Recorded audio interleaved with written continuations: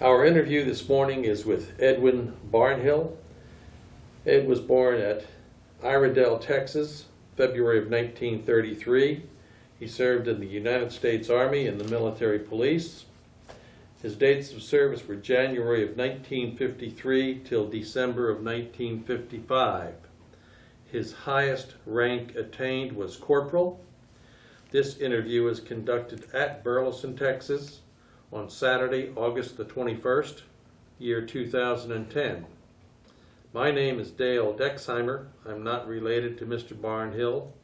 Also in the room we have Milton Gibson, who is our videographer. This interview is conducted for the Veterans History Project at the Library of Congress and for Operation Remember at the City of Burleson. And with that introduction, Ed, we'll let you tell us your story, what you want to tell us about when you were in the U.S. military. Well, I joined the Army in January of 1953. I had an older brother in the Navy at the time. He had joined for 4 years. As it turned out later, I had two younger brothers who both joined the Army for a 2-year period. During that time, they had a draft. And but from the little small town that I came from in Iredell, Texas, you know, there was, if you were a male, there was 2 things expected of you. That was you played football and you joined the Army or Navy or something. But my brother, he served in the Navy for 4 years, and he was a little unhappy about some of the things that in the Navy that come unexpected to him. He really didn't expect to be off the shore of Korea lobbing big artillery shells.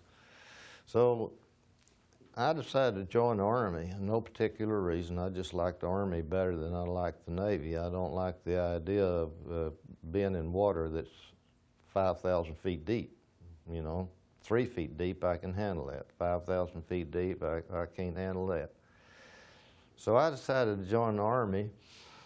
Yeah, my 2 younger brothers later joined the Army, and so there was 4 of us men in the family.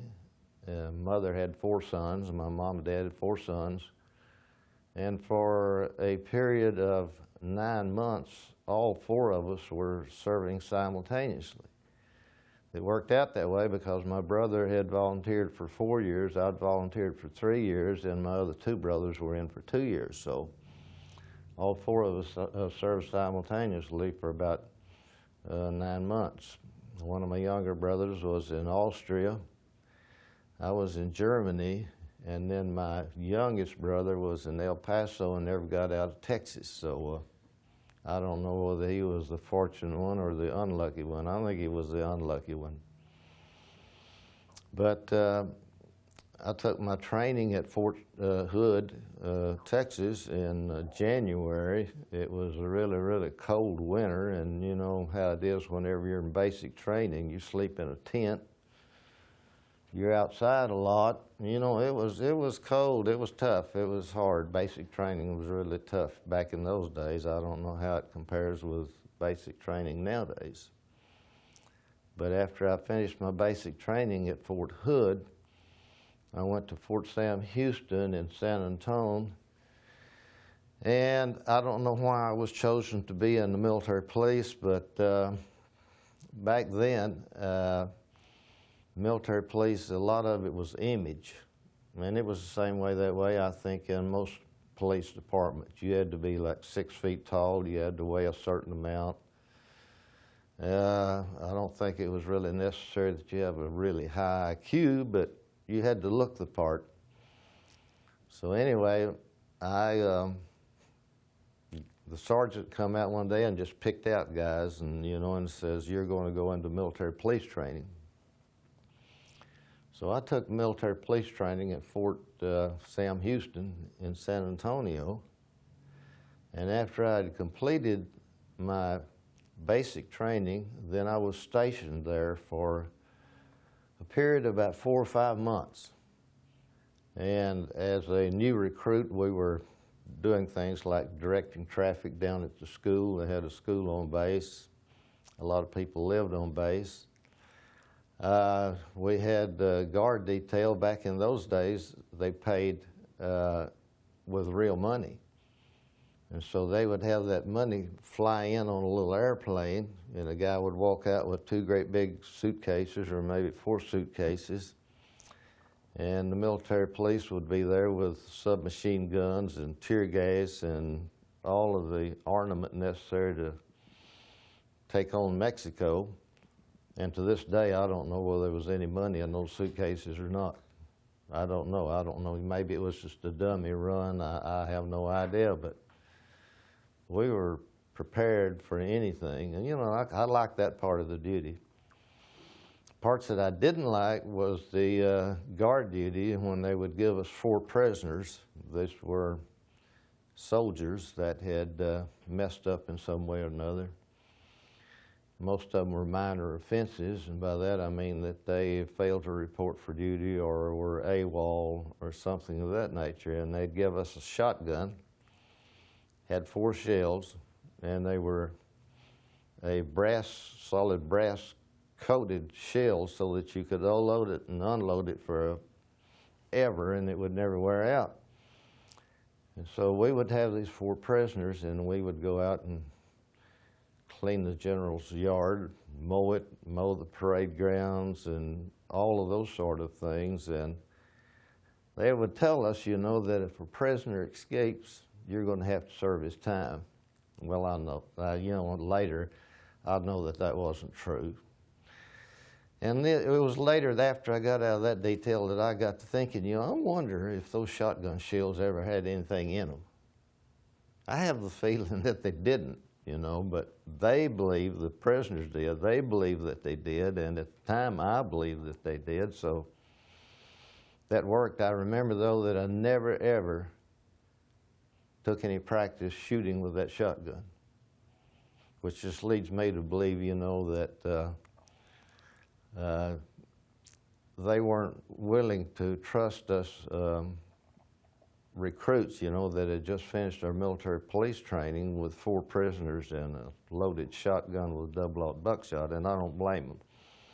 But anyway, the prisoners thought they were loaded, and so they did their detail. No complaints. The thing that I didn't like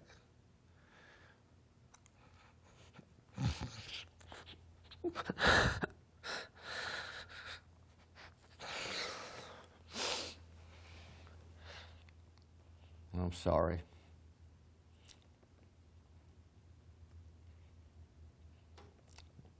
The thing that I didn't like was the military funeral detail. I had the pride in being selected for that job, but back then, all this was taking place at Fort Sam Houston, and so unlike the military cemetery over by Grand Prairie, where they have a member of each of the armed services serving on the funeral detail, we had a whole Army detail, and we had like 6 guys that handled the casket and flag. We had 7 guys that fired the 21-gun salute, which I started out on. It was just a very emotional experience at the time. The Korean War was not over yet.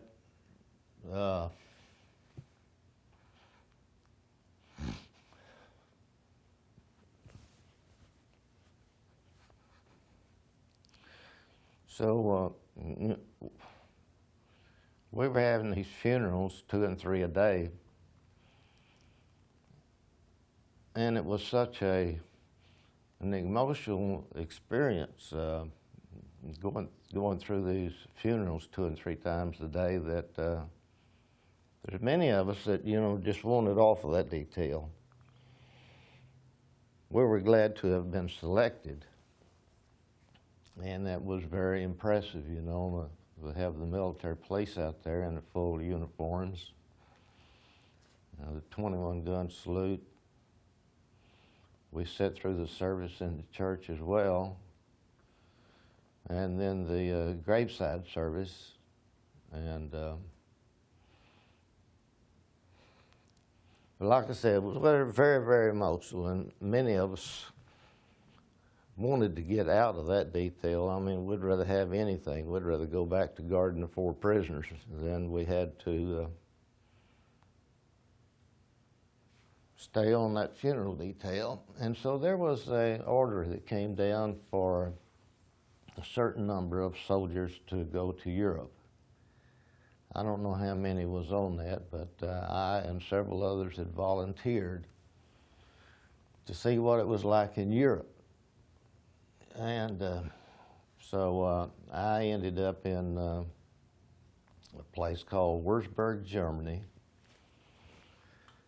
But first, whenever I left Fort Sam Houston, I went to New Jersey, and I left from New Jersey on a troop carrier. There were about 1,500 soldiers on there. We were going across the North Atlantic in October. That's another experience I don't want to ever have again.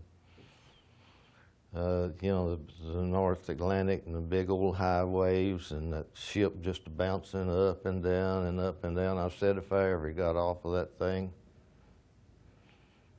I'll never get in a boat over 10 feet long in water that's over 3 feet deep.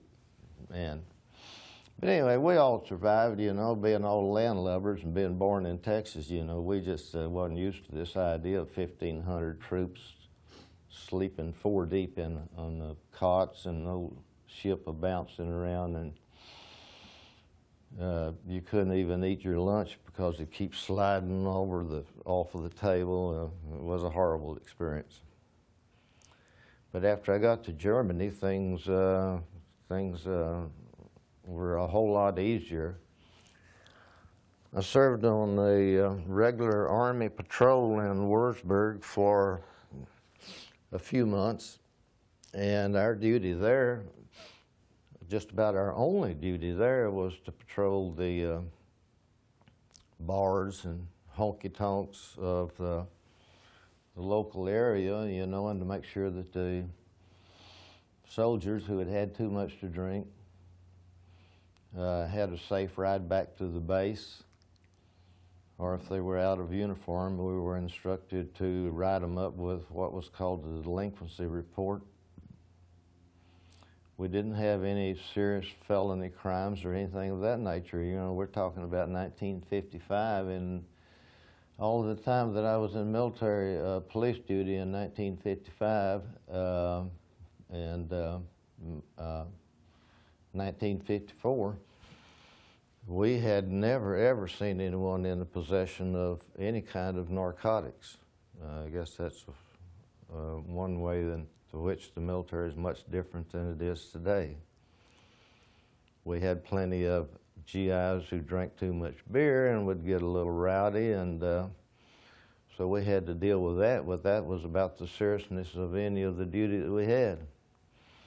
And then I got transferred to a little town called Wertheim, Germany. And Wertheim, Germany, all they had there was a searchlight battalion and a medical battalion. And on base was a squad of military police. That would be 7. And so we handled, you know, the entire base in downtown, and we had our own barracks. Each one of us had our own individual room, had a German Shepherd dog in the backyard. It was really, really easy duty in this little town. The company commander of the base had orders for all of the GIs that when you go downtown, you'll wear full dress military uniform, or you will wear a jacket and a tie if you're wearing civilian clothes. And he wanted to create a really good image, and he did. And I was there about 22 months total, and during that time, we never had to deal with anyone or any military personnel with anything more serious than drunk and disorderly. Like I said, it was a really, really good duty. And we were very lucky and very fortunate to be stationed in this little town. This little town that we were stationed in was never bombed during the war. It never really suffered any of the consequences of the war. It was a little town on the Main River, on a junction of the Main and the Tauber River. And anyway, while I was there, about 6 months from my end of my duty, I met a young lady there, and we dated for about 6 months. When I came back to the States then, I thought about re-enlisting. The Army probably thought I was going to re-enlist. They'd spent the time to send me to military police desk sergeant school, and they'd also sent me to military police military police criminal investigation and intelligence school, and I spent 6 weeks there, and I guess they thought they'd invest that in me, but thinking I'd re-enlist, but I decided I'd had enough. So I came back to the States, and at the time I thought, well, you know, this girl you met in Germany, when you get back to the United States, you'll forget all about her. Didn't work out that way. We were married in Iredell, Texas, First Baptist Church in Iredell, Texas, on March 30th, 1957. And we've been married 53 years. Have 2 kids, daughter and son, 2 grandsons, and on February, let me get my date right, Mama killed me for this, February the 23rd, our great-granddaughter was born. But in my military experience, you know, I was very lucky, very lucky. Some of the other guys my same age went to Korea and had a very tough tour of duty. When it comes to the tour of duty after I went to Germany, though, I don't know how you could have it any better. We didn't have to deal with any violent crime.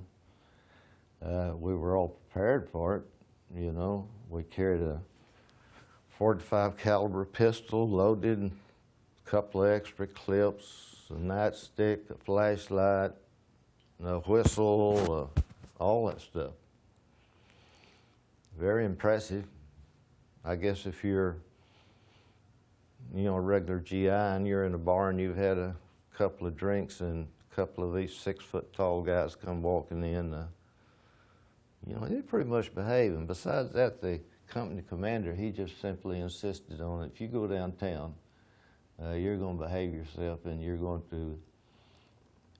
to present a good image to the German people. So it was really, really an easy tour of duty. But I'm glad I didn't re-enlist. I didn't re-enlist because I'd come back to the States. I was working when I enlisted, I was working at a place called Consolidated Vultee. It was later called something else, something else, something else. It's now Lockheed Aircraft Company. And the policy was back then, if you worked in one of those places and you went into the military, they would carry your seniority for the length of time you were in the military. So I went back to work out there, and I had over 10 years of seniority, and I got laid off. At the time, that seemed like a disaster to me because I just married and had a young child, but as it turned out, it was one of the best things that ever happened to me because I was going to school at night taking radio and television electronics. And so that led me to a job with Circle Communications Company in 1960. And so I spent the next 25 years with them in an industry that was in its infancy. Mobile telephones, pocket pagers, and all that stuff.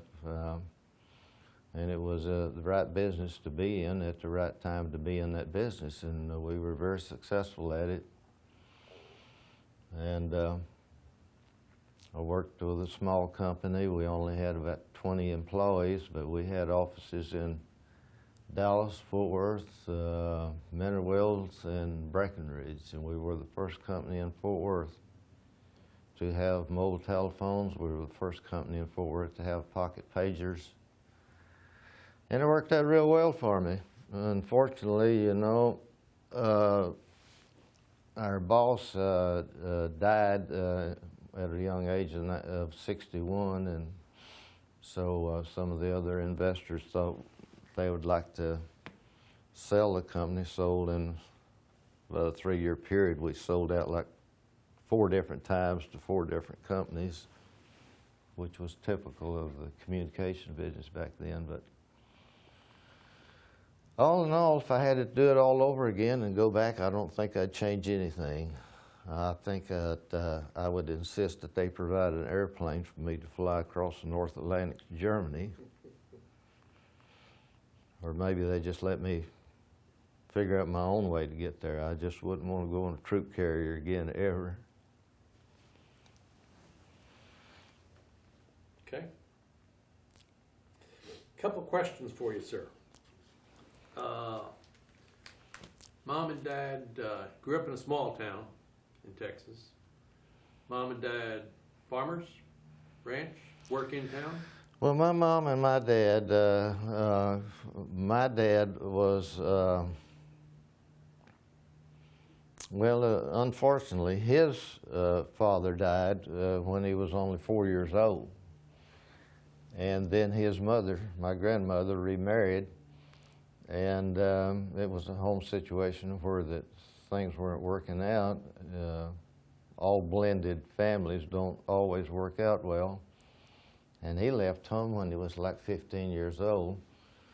So he never finished high school. My mother came from a farming family where it was not thought at the time that education was really necessary. So my mother and father, neither one had finished high school.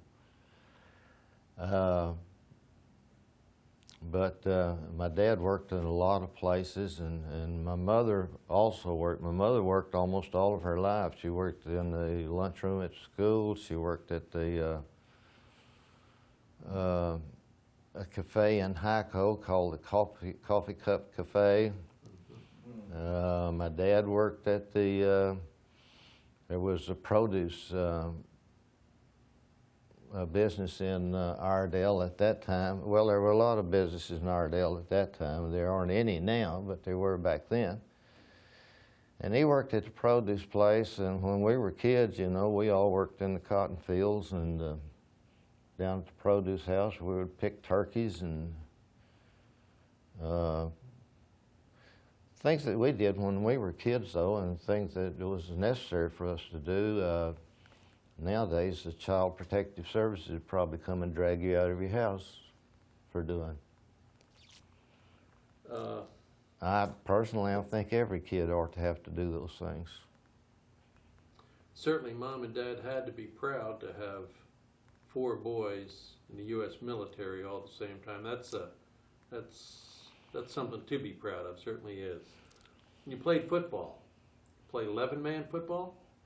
We did at the time. We played 11-man football. They play 6-man football down there now. I have a place down there. I bought the old, what I like to refer to as the Barnhill estate on the river, that really, which is right next to the school. Matter of fact, if you were to kick a really long field goal, it would wind up in my mom's dad's front yard. That's how close it is to the school. And so I bought the place. I wanted to keep it in the family. My mom and dad had died without a will, and all of my brothers and sisters, you know, thought it was a good idea. So I bought the old place and kind of kept it up. The only house that they'd ever owned, they bought it in 1952. It was some money that my mother had inherited from her mother, who owned about 600 acres of land in Bosque County, farmland at the time. That land now is worth a lot of money. Back then you could buy it for $100 an acre, but nowadays it's selling for a lot of money. In your training, and you answered this to some extent, Ed, but Army sent you to MP school. Then later in your time, they sent you to desk sergeant school, intelligence, investigation. You never used any of that experience when you got out. You were. Well, when I got out, I had fully intended to use it. I went down and applied for a job at the Fort Worth Police Department, and they told me to come back the next day and go to work. I had probably as much training as a lot of the detectives had in the military police. And that's another thing. When I was in school, I was a dumb kid. I couldn't learn anything. I don't know whether that was my fault or the school system's fault or both of us. But really, I made horrible grades. Had no interest in what they were trying to teach me or anything else. But when I went into the Army, into the military police organization, I had made some of the best grades that in the schools. When I went to military police desk sergeants school, I had a superior academic rating. Nobody would have believed that who knew me when I was a kid. When I went to the military police criminal investigation and intelligence school, which was in Oberammergau, Germany, and I found all that very interesting. Not only that, I think the military instructors were simply better teachers than were employed at the present time down in the Iredell school system. I think one of the other things is that in the military, you know, they expect you to learn. Otherwise, they wouldn't have selected you. But anyway, again, I finished with a superior academic rating.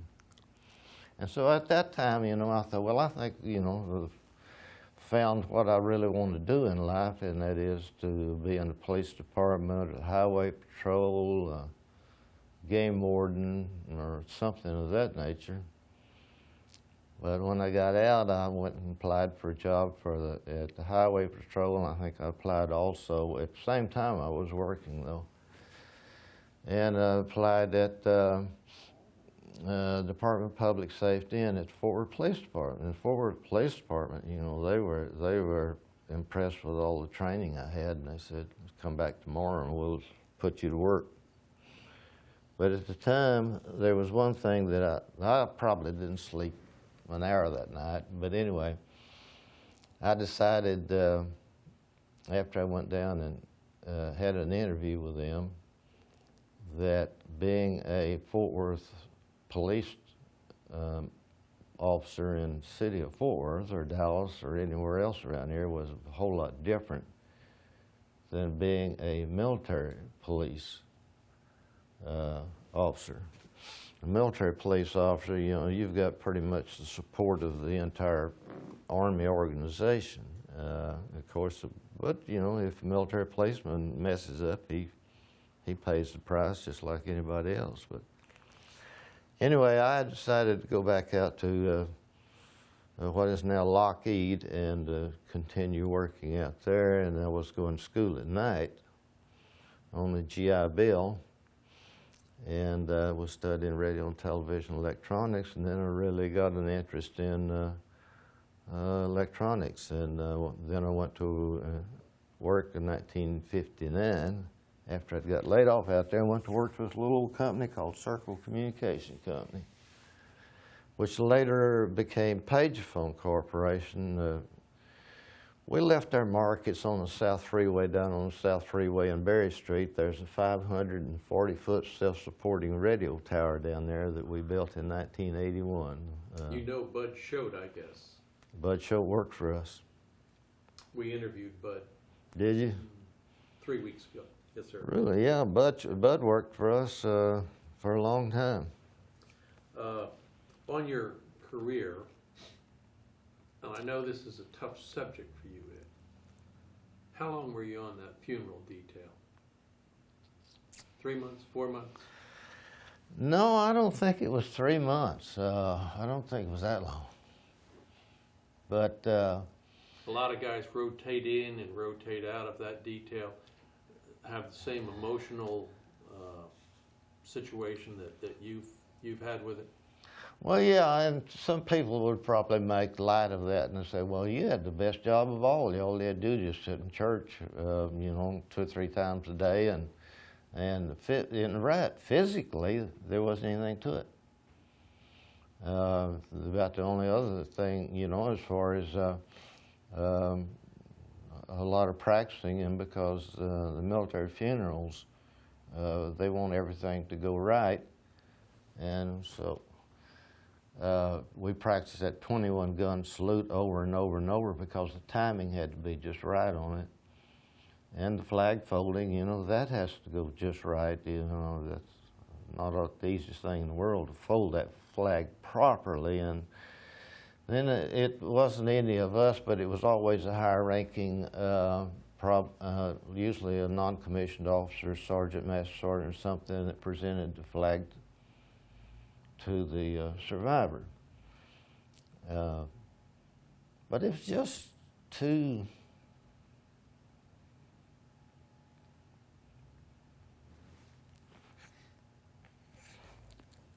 I've been out to Grand Prairie for 2 funerals out there, and I think they do a great job.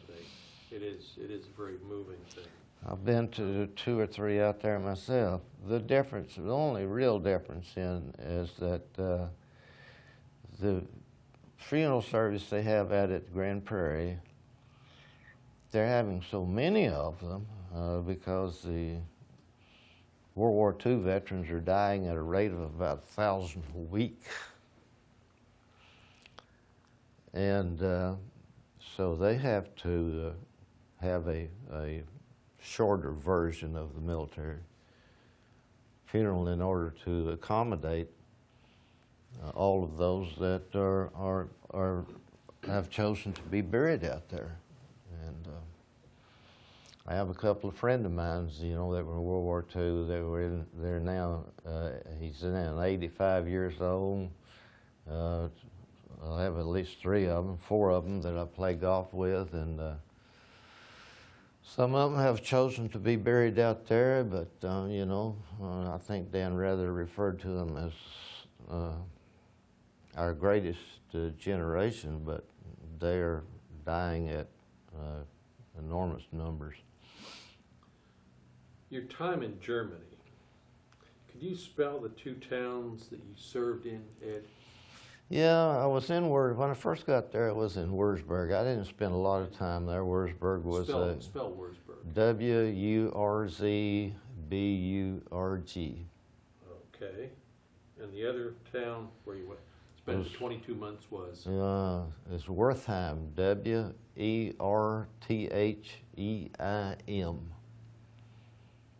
Okay. And I went back there. My wife and I went back there many years later. My wife, she only, her father was killed during World War II. Then she had a brother that ended up in East Berlin, on the eastern side of Berlin, and he died there. She had a younger brother who came to visit us with his wife, and my wife had gone back 2 or 3 times. I went back once with my wife and went back to Wertheim, in this little town where I was stationed, and I was just so surprised, how different it was, because when I was there, you hardly ever saw an automobile. All you ever saw was bicycles and little motor scooters. Went up to the military base where I was stationed for such a long time, and everybody was moving out. They were moving the troops out of Germany. They were shutting the place down and moving out, but they allowed me to go in the place, and work and look around. And well, that was an interesting experience to go back there that many years later. But it certainly was different, much different. You were there on active duty, Ed, 10 years after the end of the Second World War. You Mhm. said that you didn't see the towns had been spared where you served. Where I was, yeah. Yes. Did you see any effects in other places of the war, or maybe the attitude of the people? Were the German people bitter, or did they have any thoughts about the war? Well, the German people were a lot more bitter in different places than they were where I was. And the other thing is that they were bitter more towards the regular American soldier than they were with the military police. They always treated us with respect, and I think that, you know, they kind of saw us as the go-between between them and the American soldiers. American soldiers were never out with any intent anyway to harm any German civilian. But, you know, sometimes they kind of made a fool out of themselves, you know, by having too much to drink and that sort of thing. But whenever even though I was there 10 years after the war was over, or 9 years after the war was over, you could still see a lot of damage in the bigger towns. I came into port, I believe the place was called Dresden. You could see a lot of it there. The bigger train stations, you could still see a lot of damage there. But in Wurzburg, Wurzburg never was an industrial complex city. It never was bombed. And the little town I was in was Wertheim. They never were bombed or had any, you know, direct. You were in the military police in these towns, but in Wertheim in particular, spent 22 months there, and you only had 7 people in the military police unit? Yep. So you were watching out for, I don't know how many troops, company? Not many. Company and a half. Probably. What were the troops doing there? What was their function? What was their job in Germany? We had a medical battalion and a searchlight battalion. I know that sounds kind of antiquated nowadays, a searchlight battalion, but to this day I really don't know what searchlight battalions, what their function was supposed to be. The medical battalion, we would go on maneuvers, you know, about twice a year, and all of the NATO maneuvers would go on at the same time. And a lot of times when we were out on the maneuvers and practicing these war games, you know, against the Soviet Union, during what was referred to back then as the Cold War, and I was talking to a guy once that I was playing golf with, and he was in Germany at the same time. He was a captain and the commander of one of the 280 millimeter atomic cannons. It was a really, really big gun. It had a cab that steered in the front, a cab that steered in the back, and part of our job during the maneuvers was to escort these things. And our paths could have easily crossed. We were there at the same time, and he was commanding officer of one of those, and we were always escorting those whenever we would go out on maneuvers. One last question for you here, sir. You went back to the bomber plant after you got out. What were they building out there at that time? They were building the B-36, which was the first intercontinental bomber. It had 6 pusher-type engines on it, and then later they added 2 jet engines on each wing, so it had a total of 10 engines on it. And and also right after that came the B-58, what they call the B-58 Hustler. Yeah. Well, it's an interesting story, Ed. I guess one of the things that really strikes me, 4 brothers all in the military at the same time. That's one of those great Texas stories. Your mom and dad certainly must have been really proud of you. Yeah, well, it was, but you know, every guy that I went to high school with, as a matter of fact, when I went on that troop carrier to Germany, one of the guys that I'd gone to school with and run around with, you know, back when we were in high school, we were in the chow line, and he was in the same chow line on that same ship with me. I had no idea. But I never saw him again after that because he was stationed in a much different place, and I'm not even sure where in Europe he was stationed. My brother was in Austria, and I went to visit my brother once while he was in Austria, but it's such a short distance from Germany to Austria, and they have a great railway system there, at least. Well, thank you, sir. We appreciate you taking your time. We appreciate your time in the U.S. military. Well, I enjoyed my time in the military, really, all except for that one experience. It was such an emotional experience in that funeral detail.